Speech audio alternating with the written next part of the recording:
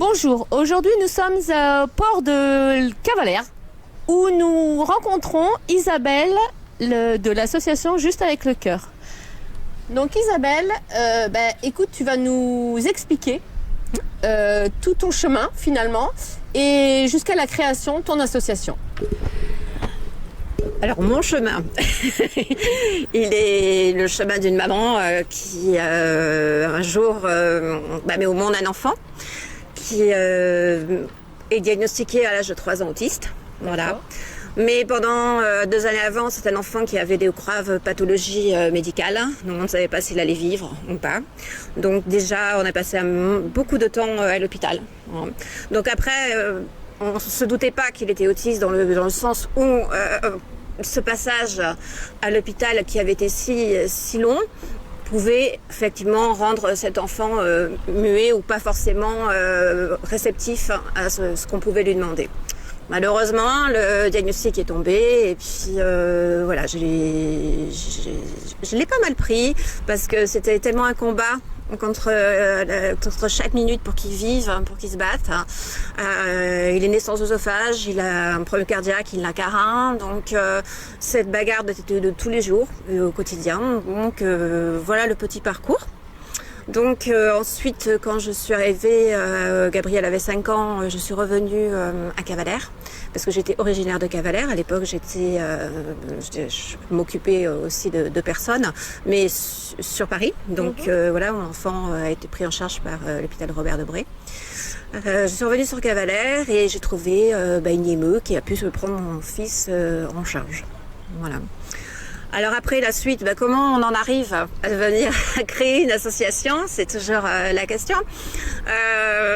Comme je dis, c'est toujours un peu dommage parce que pourquoi attendre d'être touché par l'handicap pour à un moment donné faire quelque chose. Donc j'avais quelqu'un qui m'était très cher à mon cœur, qui était le docteur Auchan, très connu ici, qui s'occupait de moi, de mon enfant. Et je lui ai dit, qu'est-ce qu'on peut faire pour ces enfants dans le golf? Je me suis approchée des équipes éducatives de mon enfant. Je me suis dit, voilà, qu'est-ce qui manque? Il manque tout. On m'a expliqué, on m'a dit, dans le golf, il manque tout. Voilà, je vous parle de ça il y a 9 ans. Donc moi j'ai dit, avec mes petits moyens, est-ce que travailler à travers la motricité serait déjà quelque chose d'intéressant pour vous et pour les enfants? Donc la réponse a été oui. Donc pendant 3 années, nous avons énormément travaillé sur tout ce qui est psychomotricité, motricité, découvrir l'art de plein de métiers, des arts martiaux, l'art du cirque, comme on disait tout à l'heure, leur apprendre la sécurité routière parce que certains enfants s'échappent, du kimball, plein d'activités sportives qui pouvaient les aider.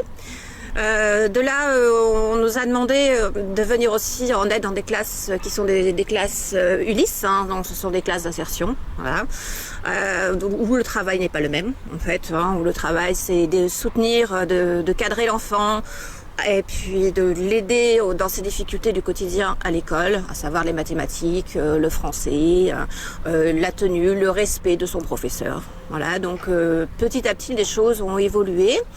Et à force de travailler avec tout le monde, je me suis retrouvée à un moment donné, juste avant le Covid, avec beaucoup de mamans qui me téléphonaient en détresse parce que nous manquons vraiment mais cruellement de classes d'insertion et d'établissement dans le golf. À savoir que même l'ARS a classé le golf de Saint-Tropez en précarité sur les besoins nécessaires pour les parents et les enfants. Voilà. Je te laisse reprendre un peu le... Écoute, tu étais bien lancée, donc du coup, je reprends un peu le micro, mais bon, je pense que c'est toi qui vas répondre à plus de questions. Donc, si on est une maman avec un enfant qui a un problème, on passe par où? Est-ce qu'il y a un téléphone? Quelles sont les démarches? Alors justement, c'est ça qui est fou, c'est que on m'appelle moi en tant qu'association. Bon, je suis ravie de pouvoir aider, mais voilà, ce manque d'information qui n'est pas donné aux parents reste vraiment une problématique. Pour qu'on ait une reconnaissance d'un handicap, il faut qu'on ait un dossier MDPH. Voilà, maison départementale des handicapés. Si on n'a pas ce dossier, on n'a pas d'école, on n'a pas de soutien, et Et on peut avoir du soutien aussi chez soi en attendant des établissements, parce que les établissements aujourd'hui, on est pareil en pénurie, hein, on en manque. Plus ça va. Alors il faut pas croire qu'il y a une épidémie d'autisme, c'est pas ça du tout. C'est parce qu'on arrive mieux à déceler, comme me disait le CRA, donc le Centre de ressources autistiques, à déceler très tôt les troubles chez les enfants. Donc du coup, on a besoin de plus de demandes, de plus de classes, de plus de psychomotriciens, de plus de gens qui peuvent évaluer les besoins et orienter ces personnes.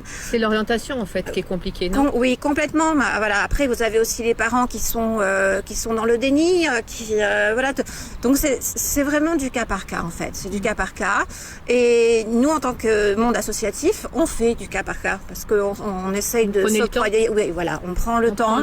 On prend le temps. On a des ateliers groupes, oui, mais on a aussi ces moments où on va voilà, où c'est plus la présidente qui parle, c'est la maman, parce que je sais à quel point c'est dur en tant que maman.